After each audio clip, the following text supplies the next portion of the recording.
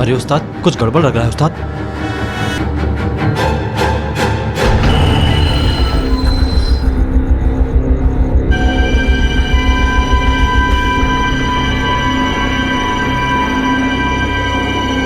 Hello,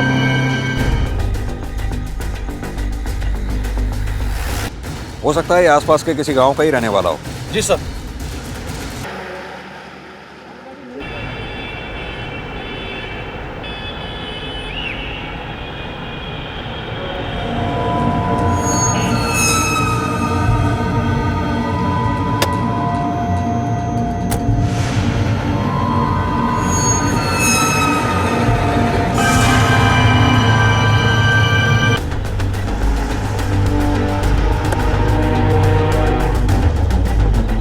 साहब मैंने ही phone किया था।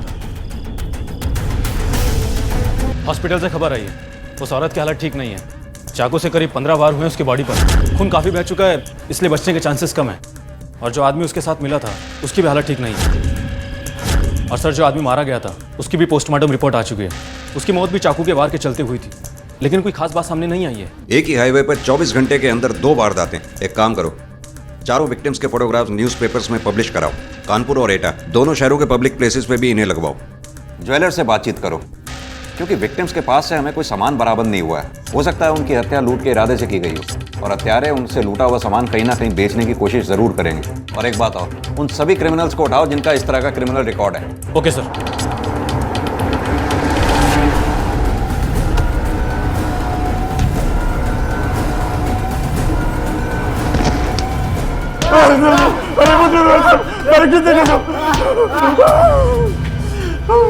सीधी तरह से बताइए काम किसने किया है, वरना एक भी हड्डी साबुत नहीं बचेगी। बोलो। हमने साहब कुछ नहीं किया साहब, सच बोल रहा हूँ साहब। हमें तो पता भी नहीं साहब, चाहिए तो आप किसी से भी पता कर लो। ये लोग ऐसे नहीं मानेंगे, करो इनकी खातिरदारी।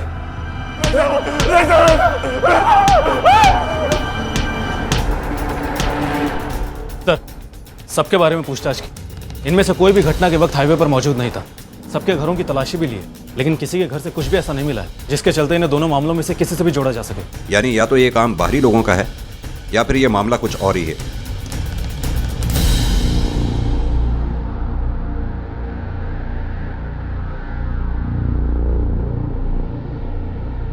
हम बहुत गरीब लोग हैं और हमारे पति कानपुर टैक्सी स्टैंड पर टैक्सी लगाते थे और वहीं से एटा, अलीगढ़ और लखनऊ के लिए सवारियां लेके जाते थे। वो तो लौट के आने वाले थे, उनका फोन भी नहीं आया। यानी तुम्हें नहीं पता कि तुम्हारे पति किस पैसेंजर को कहाँ लेकर गए थे? हम कुछ भी नहीं जानते इस बारे में। तुषार, चलो।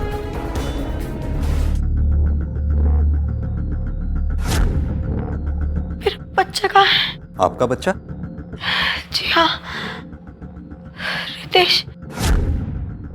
हादसे के वक्त मेरे साथ ही था। लेकिन हमें वहां तो कोई बच्चा ही नहीं मिला। जिस टैक्सी में आप सफर कर रही थी वो ड्राइवर था और एक आदमी था जो शिवा, मेरे पति मेरे साथ ही थे। वो क्या शीतल जी, हमें बहुत अफसोस है। हम जब तक वहां पहुंचे वो दम तोड़ चुके थे। नहीं, ऐसा नहीं हो सकता। देखिए शीतल जी, आपको हमारी मदद करनी होगी। हो सकता है इस वक्त आपका बच्चा हमलावरों के पास हो। उसकी मदद हम तभी कर पाएंगे जब आप हमें कुछ बताएंगे। वो लोग कौन थे, ये सब कैसे हुआ, कितने लोग थे? सर,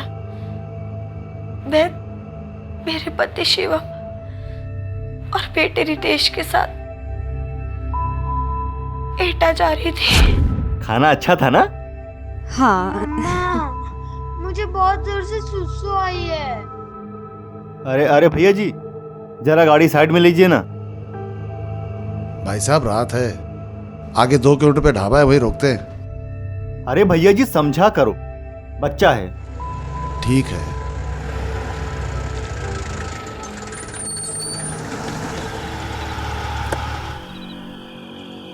अच्छा बेटा। मैं अपने बेटे को पेशाब कराने के लिए झाड़ियों की तरफ गई, तभी पीछे से शिवम के चीखने की आवाज आई। शिवम!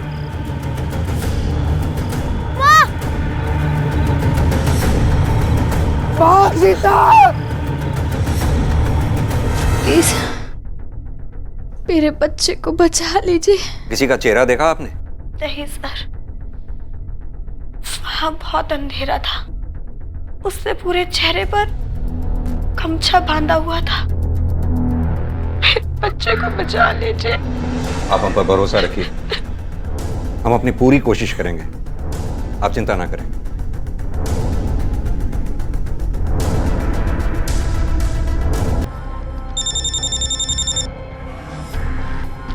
हेलो, ठीक है सर। वो बस ड्राइवर ने जिस आदमी का हाईवे पर मर्डर देखा वो शायद झुंझर का रहने वाला है। झुंझर में? हाँ सर, एटा से करीब 40 किलोमीटर की दूरी पर ही गांव है। एक बात और सर, जिस आदमी की वो शर्ट थी उसका पता चल गया, एक पुलिस वाला था। पुलिस वाला? सर, हेडक्वार्टर से ये फैक्स आया है। जयसिंह, सब इंस्पेक्टर एटा पुलिस। घटना वाले दिन से बिना किसी को इत्तला किए गायब है। उसके घर वालों को भी उसके बारे में कोई जानकारी नहीं।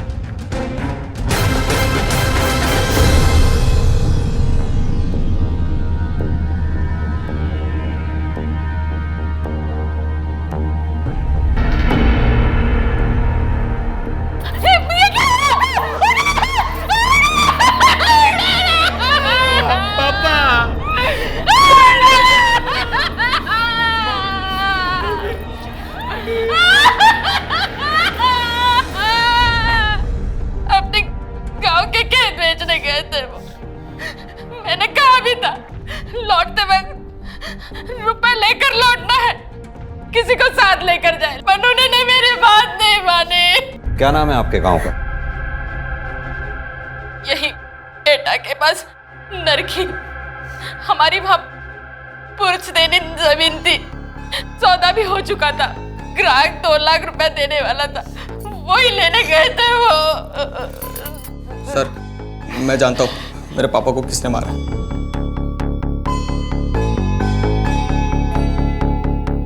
किसी पे शक है तुम्हें? शक नहीं है सर, पूरा विश्वास है। मेरे चाचा ने मेरे पापा को मारा है। वो तो पहले ही अपने हिस्से की जमीन बेचकर खा चुके थे और उनकी नजर अब मेरे पापा के हिस्से पर थी। चाचा ने पूरी कोशिश की कि पापा को ग्राहक ना मिले, लेकिन पापा को एक ग्राहक मिला था। इसी वजह से चाचा बहुत चिढ़ चुके थे।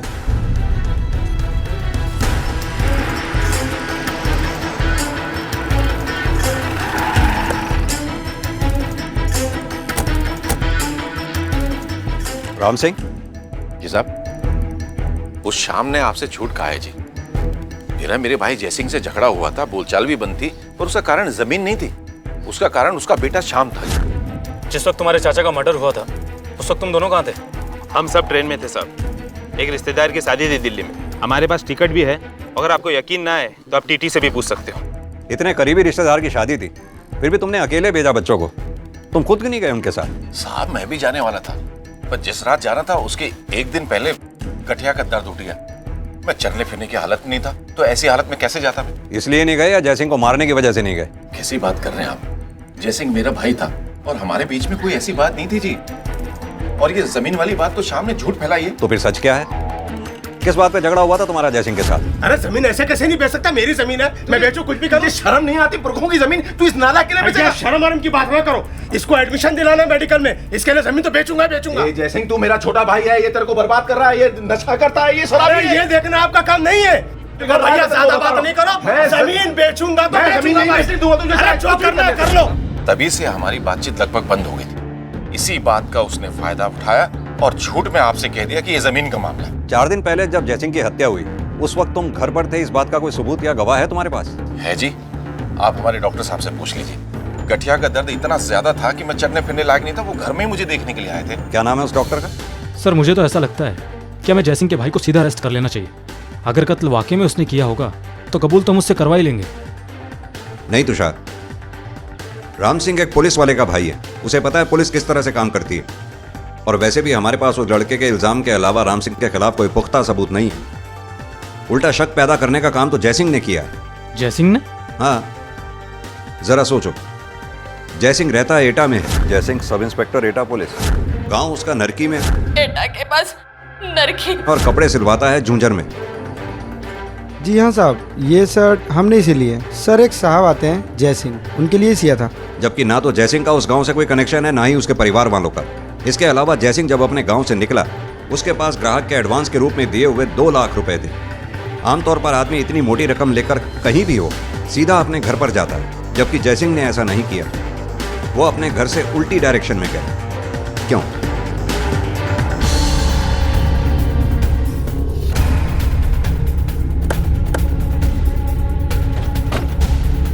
अरे इधर आओ सब लोग। आज से 4 दिन पहले इस आदमी ने यहाँ से टैक्सी ली थी, पहचानते हो उसे? नहीं सर, मैंने तो इसे नहीं देखा। साहब इसे देखा तो है, ये गणपत की गाड़ी में गया था साहब। कहाँ मिलेगा ये गणपत? मैं गणपत हूँ साहब। क्या हुआ साहब? इस आदमी को पहचानते हो? जी साहब, 4 दिन पहले यहीं से लेकर गया था मैं इसे अपनी गाड़ी में। लेकिन बात क्या है साहब? इस आदमी का खून हो गया है 4 दिन पहले। इसे तुम कैसे मिले थे, कहाँ लेकर गए थे, सब जानना है हमें। जी साहब, मैं 4 दिन पहले यहीं से लेकर निकला था उनको अपनी गाड़ी में। एक काम करो, गाड़ी को यहीं साइड में रोक दो, मैं इधर ही उतर जाता हूँ, पास में ही जाना है। अरे साहब मैं छोड़ता हूँ। नहीं, कोई बात नहीं, ये ले। अरे साहब मैं छोड़ देता हूँ ना। नहीं कोई बात नहीं, चलिए। वो जहाँ जाना चाहता था उससे बहुत पहले उतर गया था साहब। ठीक है, लेकर चलो मैं जहाँ उसे छोड़ा था। जी साहब। बैठो तुषार।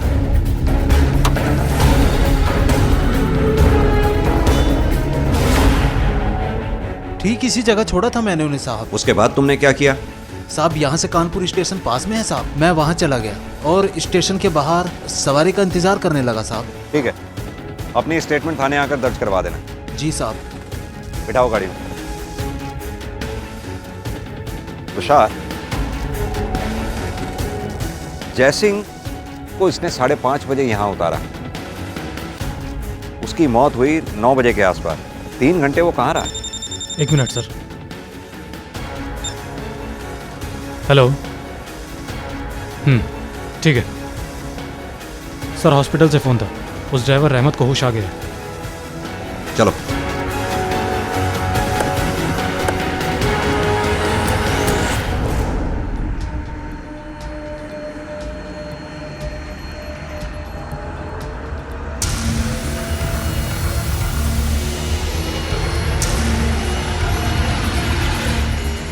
जिसको चाय नाश्ता करना है कर लीजिए, ढाबा आ गए, 15 मिनट के लिए गाड़ी रुकेगी, चलिए।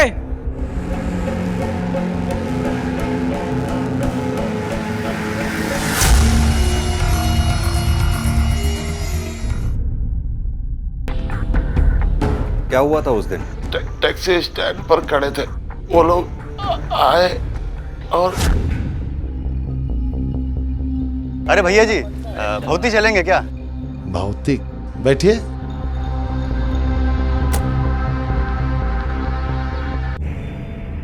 खाना अच्छा था ना? हाँ। मुझे बहुत जोर से सुसु आई है। आजा बेटा।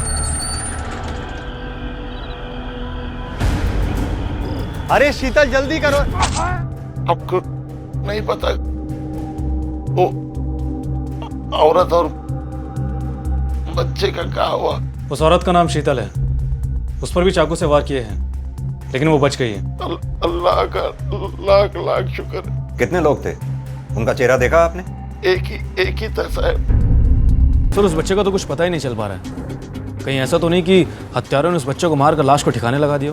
नहीं तुषार, अगर उन्होंने उस बच्चे को मारना ही होता तो वो बच्चे को साथ लेकर क्यों जाते?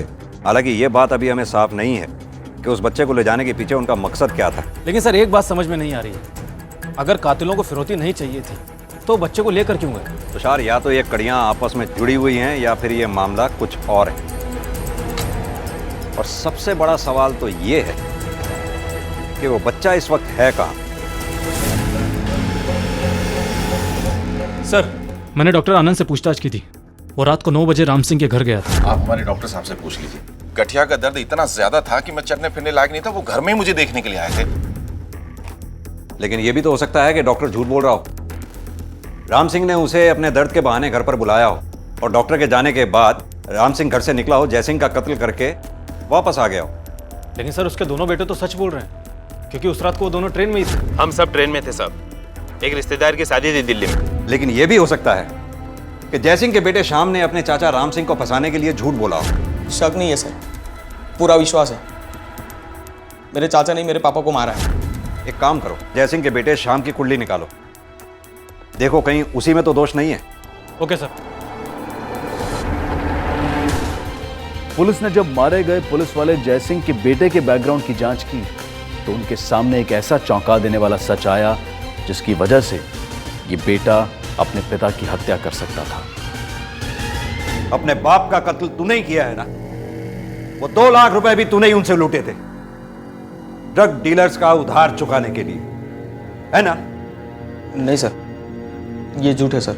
सर मैं मानता हूँ कि मैं ड्रग्स लेता हूँ, ये भी मानता हूँ कि मुझ पर कर्जा है, लेकिन सर इसके लिए कोई बेटा अपने बाप को क्यों मारेगा? ड्रग्स इंसान से कुछ भी करा सकती है, अपने बाप का खून भी। सर मैं मानता हूँ, इसलिए तो ड्रग्स छोड़ने की कोशिश कर रहा था मैं। आप पता करवा लीजिए सर, मैं कितने दिनों से वहाँ पर नहीं गया हूँ। सर मैंने मेरे पापा को नहीं मारा सर, मुझ पर यकीन कर लीजिए सर प्लीज़, मैंने मेरे पापा को नहीं मारा। ठीक है, जा अभी। सर क्या लगता है आपको, ये जो बोल रहा है वो सही है? तुषार, फिलहाल इसे झूठा साबित करने के लिए हमारे पास कोई सबूत नहीं है। एक काम करो, 24 घंटे इस पर नजर रखो। Yes sir.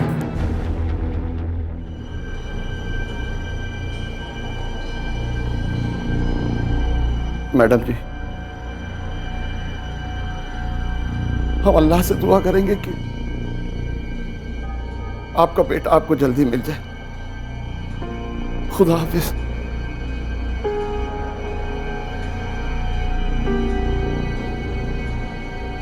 रितेश,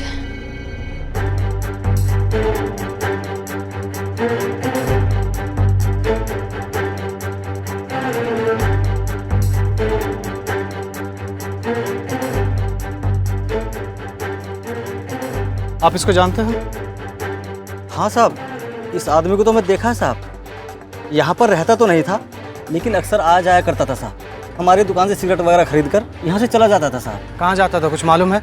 अब ज़्यादा तो नहीं मालूम साहब, लेकिन सुना है किसी संध्या नाम की ओर से चक्कर था साहब उसका, वहीं पर जाता होगा साहब। ये संध्या रहती कहाँ पे? देखो, यहाँ हम तुम्हारे और जयसिंह के रिश्ते की बात करने नहीं आए, हम यहाँ जयसिंह के खून की तफ्तीश करने के लिए आए।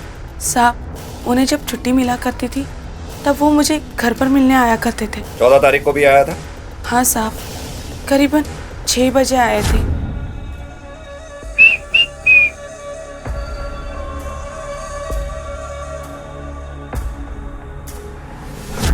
और 2 घंटे के बाद चले गए। और यहाँ से जाने के थोड़ी देर बाद उसका खून हो गया हाईवे पर।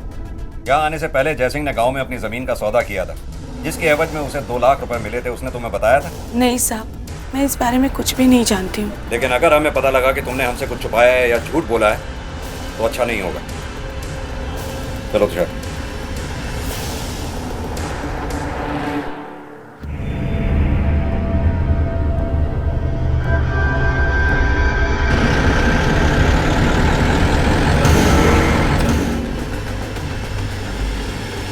कैसे हुआ ये सब? मैं आराम से गाड़ी लेके आ रहा था सर, सडनली मेरी गाड़ी के सामने आकर टकरा गई। या तो ये किसी चाकू से वार किया गया है या फिर किसी धारदार हथियार से। एक काम करो, बॉडी को पोस्टमार्टम के लिए भेजो। Okay sir. सर हमने डॉग स्क्वाड के साथ मिलकर उस एरिया को अच्छे से छान मारा, लेकिन कुछ भी नहीं मिला। ना तो उस औरत का कोई सामान मिला है और ना ही उसका मोबाइल। जो गाड़ियां रोज वहां से गुजरती थी, जो लोग वहां से गुजरते थे, हमने उनसे भी बातचीत की, लेकिन किसी ने कुछ भी नहीं देखा सर। तुषार, इस हफ्ते में ये 3री वारदात हुई है। मुझे लगता है ये मामला शायद किसी गैंग का है। मुझे भी ऐसा ही लगता है सर। एक काम करो, अपने खबरियों को एक्टिव करो, इन तीनों मामलों से जुड़े हर शख्स को दोबारा से इंटरोगेशन के लिए बुलाओ, सभी के कॉल रिकॉर्ड चेक करो। Yes sir.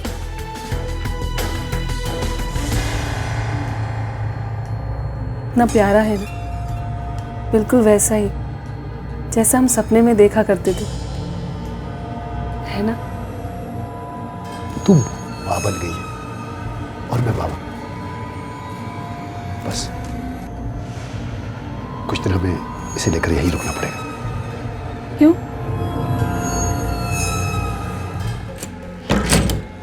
सुन, थोड़ा वक्त तो लगेगा ना, अभी इसके मन में अपने मम्मी पापा की याद ताज़ा है, इसलिए बार बार मामा के पास जाना है, मामा के पास जाना कहता रहता है। अब अगर हम इसे अपने घर लेके गए और आस पड़ोस को पता चल गया तो मुश्किल हो जाएगी, इसलिए कुछ दिन हमें यहीं रुकना पड़ेगा। बस उसके बाद कोई दिक्कत नहीं है, समझी? सर। हाँ तुषार। सर कॉल डिटेल्स और लोकेशन रिकॉर्ड चेक हो चुके हैं, लेकिन सब क्लियर है। इनमें से किसी ने भी कोई ऐसा कॉल नहीं किया जिससे कि शक उस पर किया जा सके, और फोन लोकेशन से भी कुछ नहीं मिला। तीनों घटनाओं के वक्त इनमें से कोई भी उस घटनास्थल पर मौजूद नहीं था, सिवाय उस बस ड्राइवर के और कंडक्टर के, जिन्होंने जयसिंह का कत्ल होते हुए देखा था। यानी कि ये सब सच बोल रहे हैं? लगता तो ऐसे ही है सर, क्योंकि शीतल के बेटे रितेश का अब तक कुछ पता नहीं चला, और जयसिंह पर जिन हत्यारों ने हमला किया था उनका भी कोई सुराग नहीं मिला। हम अभी जयसिंह के बेटे श्याम और उसके भाई राम सिंह पर नजर रखे हुए हैं, और साथ ही साथ संध्या पर भी नजर रखी है, और उन्होंने भी ऐसी कोई हरकत नहीं की है जिससे कि कोई लीड मिले। यानी कि अब हमारे पास इन मामलों में आगे बढ़ने के लिए कोई रास्ता नहीं बचा सिवाय एक के। ये श्रीधर से कहो जरा रिपोर्ट करे। Okay sir.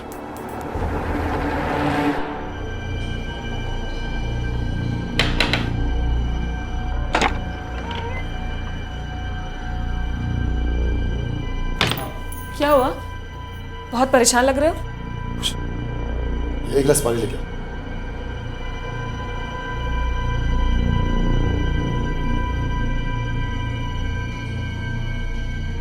जाओ पिला दो उसे। ला दो। हाँ हाँ पिला दो उसे।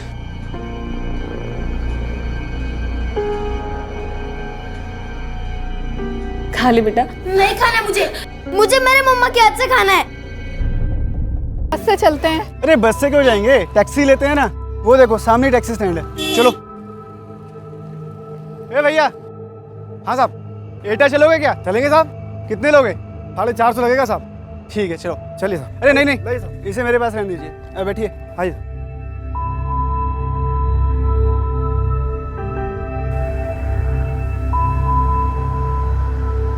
साहब थोड़ा आगे साइड में रोक लूं क्या? किस लिए भाई? थोड़ा बाथरूम जाना था सर। बिल्कुल रोको भाई, ये भी कोई पूछने की बात है? जी साहब। लगा लो साइड में गाड़ी।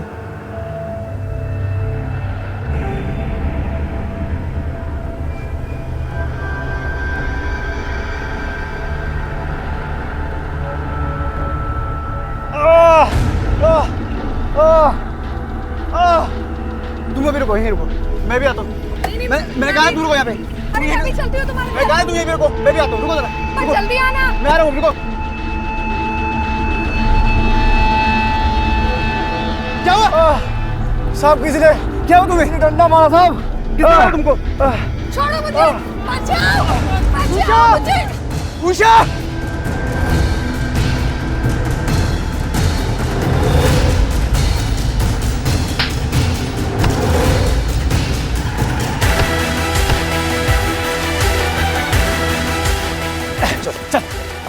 लेके चलो, चल चल, लेके ये उठा, गाड़ी में डाल, अंदर चल। तुम्हें कुछ लगी तो नहीं? नहीं सर, मैं बिल्कुल ठीक हूँ। लता तुम ठीक हो? जी सर। उठ जाओ, बैठो।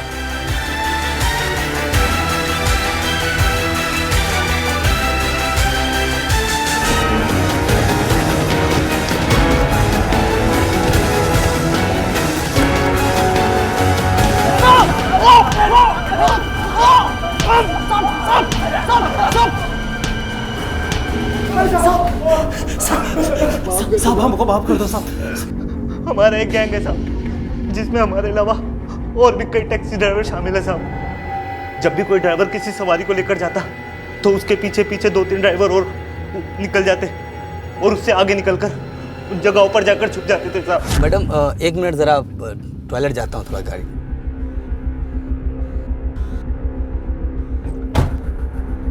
हेलो। अरे भाई शिकार रेडी है, फटाफट निकल वहां से। जयसिंह को तू ही लेकर गया था ना? जी साहब, उस दिन जब मैं जयसिंह को लेकर जा रहा था तो। क्या हुआ भाई, गाड़ी क्यों रुक गई? पता नहीं साहब, मुझे लगता है कि कुछ खराबी आ गई है। मैं इधर ही उतर जाता हूँ, पास में ही जाना है। अरे साहब मैं छोड़ता हूँ। कोई बात नहीं।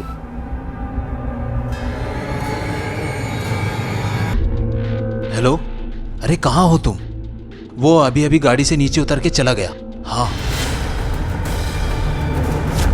साहब माफ कर दो साहब। जब तुम लोगों को लूटते थे और मारते थे उस वक्त तुम्हारे फोन की लोकेशन वहां की क्यों नहीं होती थी? हम सबके पास एक एक परमानेंट नंबर के अलावा एक एक खुद का नंबर रहता था। जब हम लूट करने के निकलते थे तब अपना फोन टैक्सी स्टैंड पर छोड़ देते थे या किसी साथी को दे देते थे। गलती हो गई साहब, हमने पैसों की माफ कर दो साहब, माफ कर दो। पैसों की लालच में आ गए साहब। क्या हुआ? इतने परेशान क्यों लग रहे हो? कुछ नहीं, इस बच्चे की वजह से पुलिस से ढूंढ रही है और अगर ये पुलिस को मिल गया ना तो हम लोग मारे जाएंगे। पुलिस हमें पकड़ेगी और हमारी सारी जिंदगी जेल में कटेगी। तो क्या इसे ठिकाने लगाना पड़ेगा। मतलब कुछ नहीं। मतलब इसे मार दोगे? हम इसे तुम्हें छूने नहीं देंगे। मनोहर छोड़ो इसे, ये हमारा बच्चा है। मरना है तुझे। छोड़ो इसे मनोहर, छोड़ो हमारे बच्चे को।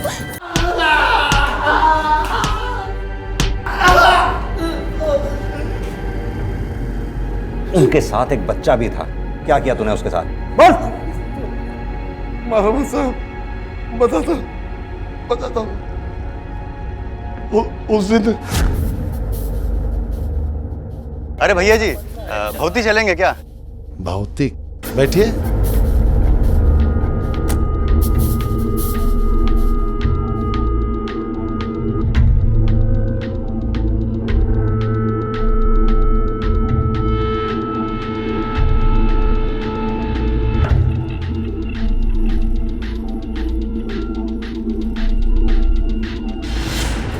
अरे शीतल जल्दी करो। रितेश चल यहाँ से, भाग जल्दी। और फिर मनोहर बच्चे को लेकर चला गया। हॉस्पिटल से निकल के सबसे पहले मैंने मनोहर को कॉल किया।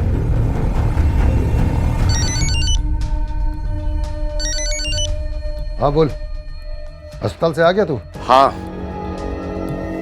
और तुम्हारी बेवकूफी के चलते हम सबको जेल जाना पड़ेगा। काय को लेकर तू बच्चे को तुम पुलिस कुत्ते की तरह सूंघते घूम रही हो बच्चे को, और वो बच्चा अगर तुम्हारे पास रहा ना तो बहुत जल्द तुम्हारे पास भी पहुंच जाएगी और फिर हम सबका खेल खत्म। कहाँ मिलेगा ये मनोहर? नहीं पता था, आज सुबह से उसका नंबर भी बंद आ रहा है और हमें नहीं पता कि वो बच्चे को क्यों लेके गए और उसके साथ क्या करने वाला है। हेलो सर, जिस लड़के को आप ढूंढ रहे हो रितेश को, उसको मैंने भगरमंडी इलाके में देखा है।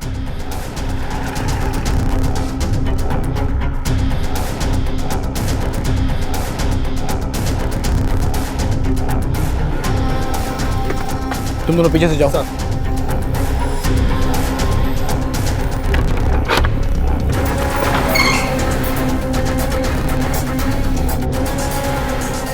पूरे घर की तलाशी लो ठीक से।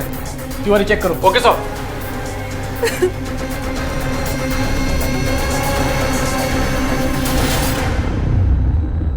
कहाँ है मनोहर? मनोहर वो बच्चा किधर है? बचा लो साहब, मेरे बच्चे को बचा लो।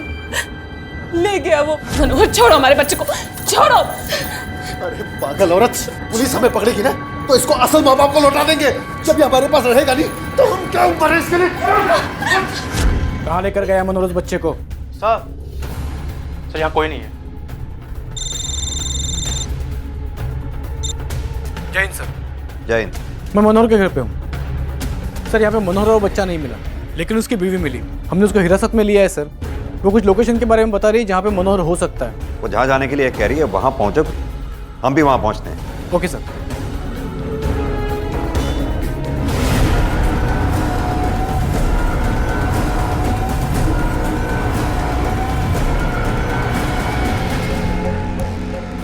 तुझे माँ बाबा के पास ले चलता हूँ। छोड़ दे, छोड़ दे। अगर आप लोग आगे बढ़े ना इस बच्चे को मार दूंगा। देख मनोहर, मान जा, बच्चे को छोड़ दे। मैं अभी भी कह रहा हूँ। मनोहर छोड़ दो उसे, हमारा बच्चा नहीं है। तू लेके आई ना इनको? इस पिल्ले के लिए इतना वो अपने पति को धोखा दे रही है तू? मनोहर, अभी भी कह रहा हूँ छोड़ दे इसे, वरना गोली मार दूंगा मैं। नहीं, छोड़ दे।